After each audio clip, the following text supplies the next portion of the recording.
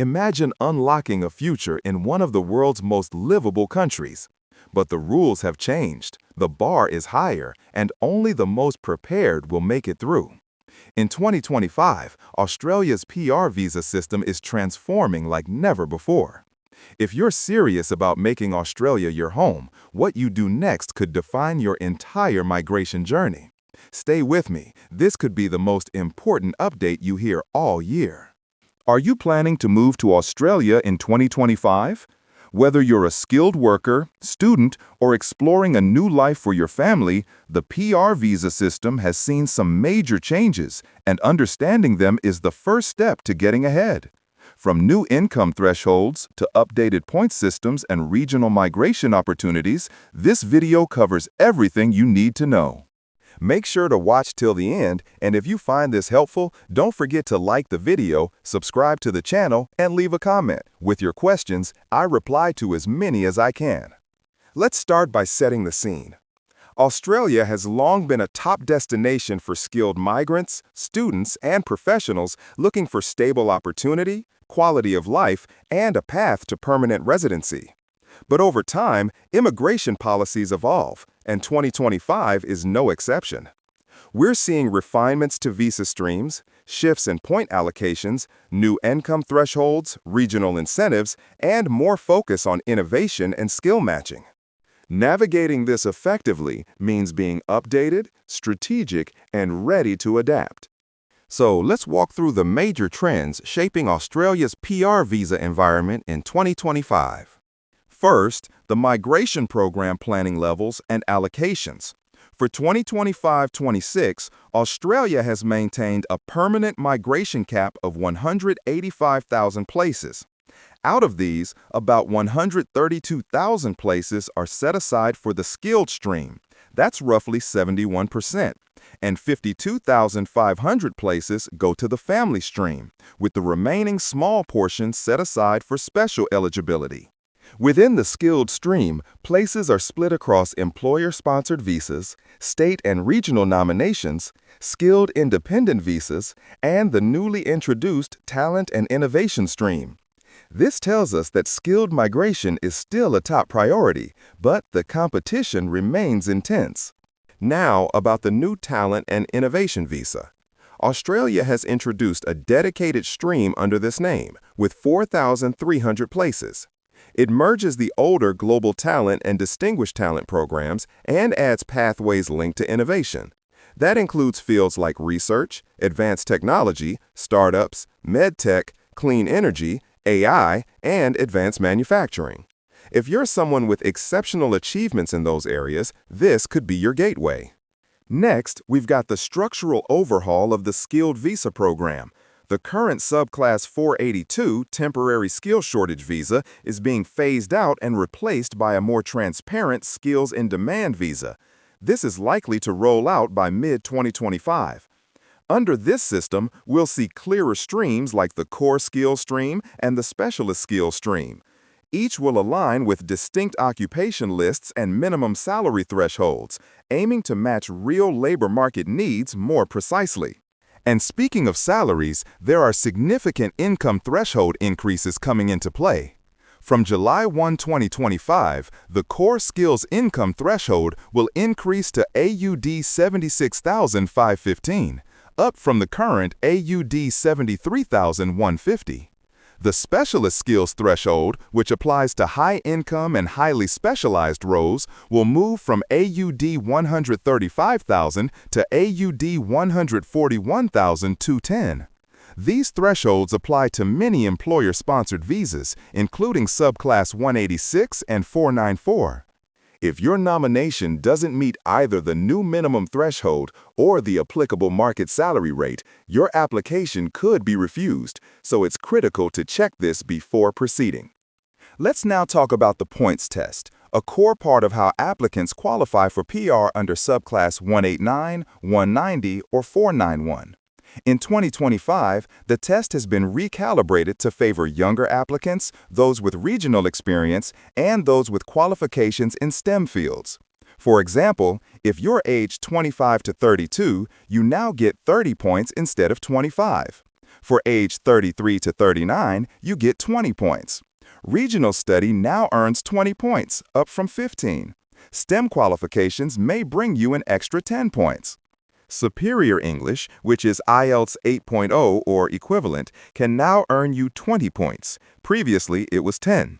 And if your partner is also skilled and meets English requirements, you get 15 points. If your partner only meets English, that's 10 points. Single applicants now receive 10 points instead of 5.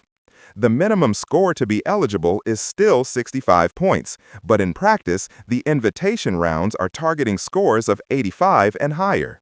So, if you're aiming for an invitation, just hitting 65 is unlikely to cut it anymore. This has pushed many applicants to focus on every aspect of their profile: improving English test results, studying in regional Australia, adding additional certifications, or even getting their partner assessed as a skilled applicant. Next up, student visa and temporary graduate visa updates. From January 2025, a confirmation of enrollment, or CO, must be submitted with the application. Letters of offer are no longer accepted. From July 2025, the student visa application fee will increase to odd $2,000, up from odd $1,600. The financial and English requirements are also tightening. For the graduate visa, or subclass 485, the maximum eligible age is being reduced to 35 years, with some exceptions. Visa duration depends on the qualification, usually up to 3 years. The English language requirement is also increasing to IELTS 6.5 overall, with a minimum of 5.5 per band. The visa fee is increasing from odd $19.45 to odd $22.35. There's also a restriction being introduced on switching from visitor or other temporary visas to a student visa while onshore. This is aimed at preventing visa hopping and ensuring genuine intent to study. Partner and family visas are seeing changes too. The government is testing a single-stage process for partner visas, which would combine the temporary and permanent stages into one. Parent visa options are also being reviewed, with the possibility of introducing new 3 to 5 year temporary visas that may provide a future pathway to permanent residency. These efforts are aimed at reducing paperwork and processing delays. Let's talk about regional migration. Australia continues to reward migrants who are willing to settle outside of major metro areas. State and territory nomination programs have reopened for 2025, with many offering incentives through subclass 190 and 491 visas. Regional living and working can earn you more points, faster processing, and access to priority occupation lists. Some states are adding extra quotas for these visas as well. So if you're open to settling in places like South Australia, Tasmania, or regional Queensland, you could improve your chances significantly. Processing times are another ongoing challenge. Despite reforms, many visa streams are experiencing delays. For example, in the core skills stream, about half of decisions take around 43 days, and 90% are decided in about 84 days. For specialist streams, timelines are shorter, about 8 days for half of cases and 46 days for 90%, but still subject to backlog and department resources. This makes planning ahead and submitting complete, error-free applications more important than ever. On the compliance front, Australia is stepping up its efforts to detect fraud, misrepresentation, and document tampering. Recent operations have targeted fake nominations and document misuse. Border Force is actively cracking down on such practices. To stay safe, use only registered migration agents and ensure that all your paperwork is 100% genuine and verifiable. Another update that might surprise some: Australia has expanded its list of approved English language tests. In 2025, the number of accepted tests has increased from 5 to 9, giving more flexibility to applicants.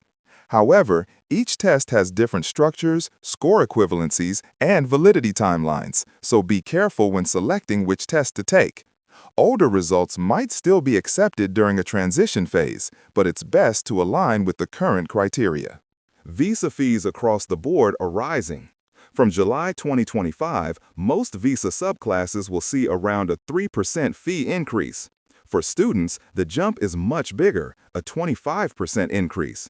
Tribunal appeal fees and citizenship application charges are also going up, reflecting rising administrative costs and inflation adjustments. So, given all these changes, what should applicants actually do to improve their chances?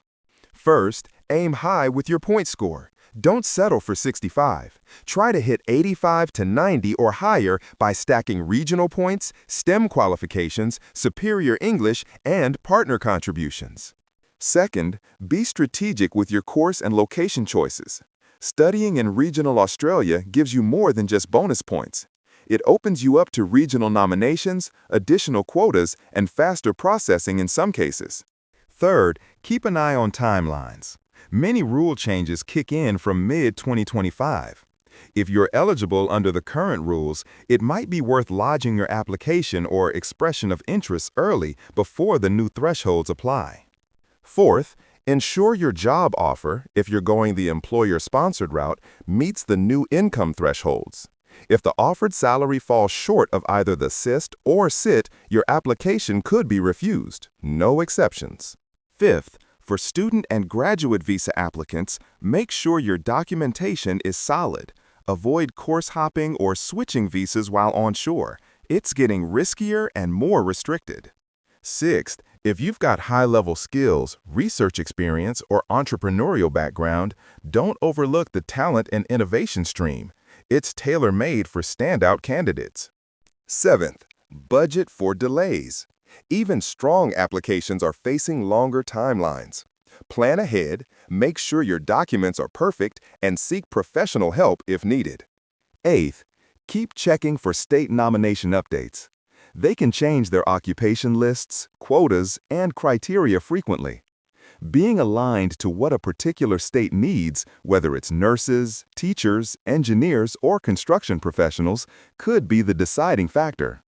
Ninth, be smart about English tests. With more options now available, pick the test that suits your strengths and timeline best.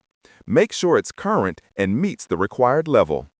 Australia's PR system in 2025 is more competitive than ever, but it's still full of opportunity for those who are informed and prepared. Whether you're applying through points-based skilled visas, regional programs, or the new talent and innovation stream, the key is understanding the changes and acting at the right time.